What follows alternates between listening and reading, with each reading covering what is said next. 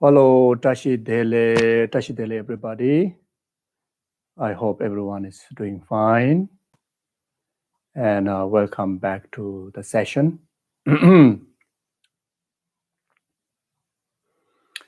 Yeah, so as usual,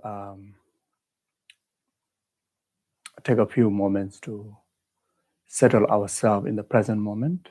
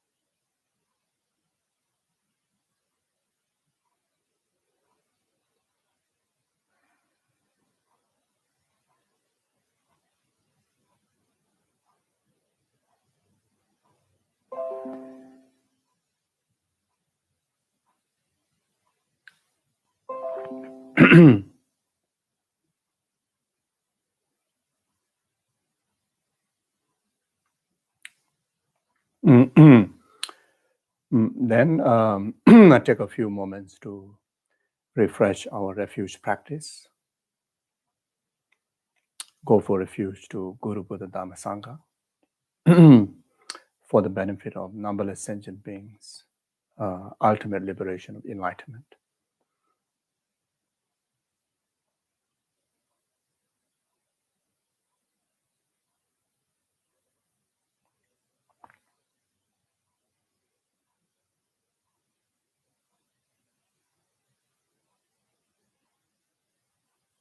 Feel the presence of your root guru.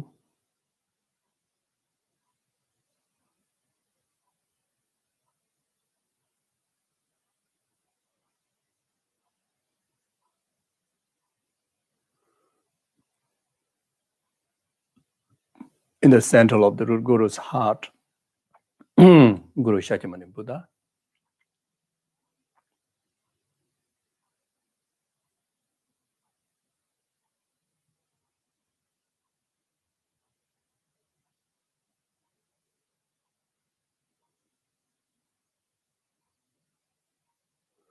Surrounded by 10 traditions, all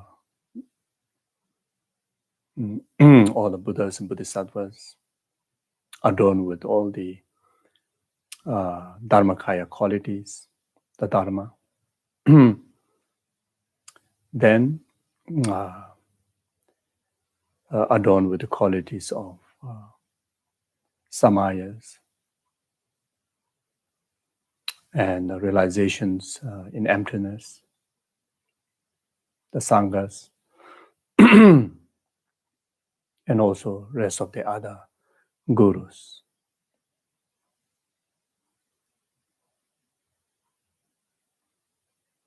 There, oneself, surrounded by all the numberless 6 realm sentient beings,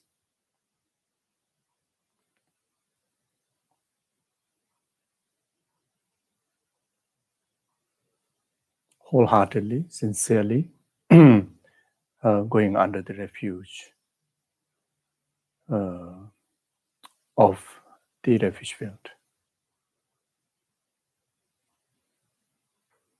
to bless, to guide, to transform us only to perform virtues and never to perform non-virtues, bring about absolute purifications of delusions, karma, samsara, and actualize all the higher qualities up to the qualities of the Buddhas.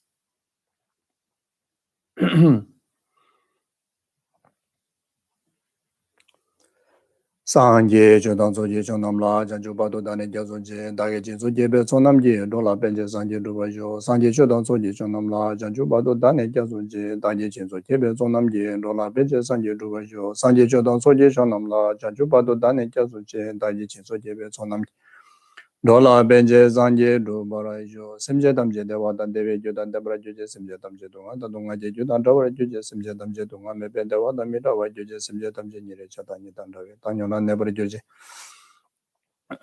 Semje Damje Dewa Dan Deve Judan Debra Juje Semje Damje Dunga Dadunga Judan Dawa Juje Semje Damje Dunga Mebe Dewa Damida Wa Juje Semje Damje Nire Chatani Dandawe Tanyona Nebra Juje Semje damje dewa dan dewe judan demra juje semje damje dunga dan dunga je judan dawa juje semje damje dunga mebe dewa dan mi dawa juje semje damje nire chatan je dan dawa tanyo la ne bara juro je tonye nye je sondo jube lama seje senjo kanje tende ge chana pema tende jazo la sowa de so da ju chenje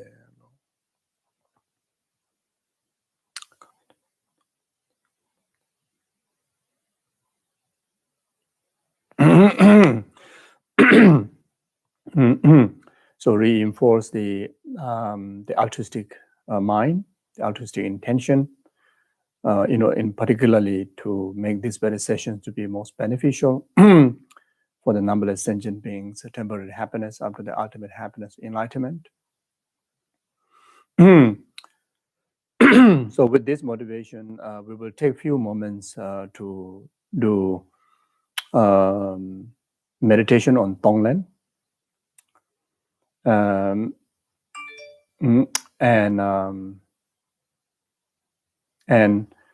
recite Om Mani Padme Hum. This is especially dedicating to all the victims of the catastrophic flood that is happening in Vietnam. So many people are suffering. So many people pass away. So many insects, animals pass away, died. And there's still so much danger, especially these 2 days, the weather broadcasts extremely serious.